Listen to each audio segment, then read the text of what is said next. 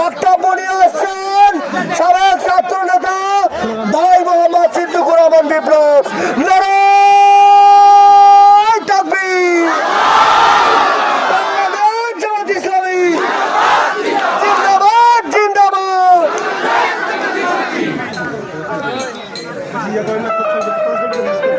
আসসালামু আলাইকুম ওয়া রাহমাতুল্লাহ। আপনারা কেমন আছেন? আজকের মিছিল সমাপ্ত করতে পেরে আমরা আল্লাহর দরবারে শুকরিয়া জ্ঞাপন করছি। জোরে করি আলহামদুলিল্লাহ।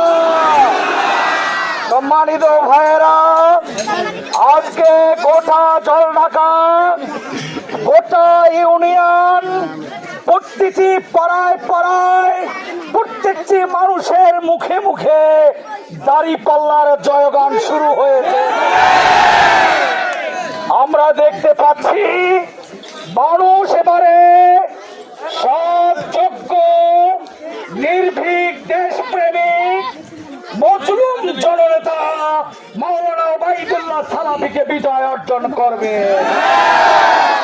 আমরা অপর পক্ষে দেখতে পেলাম একজন ভাই আমাদের নামে বদনাম করে বেড়াচ্ছে, আমরা নাকি কোনো উন্নয়ন করি নাই।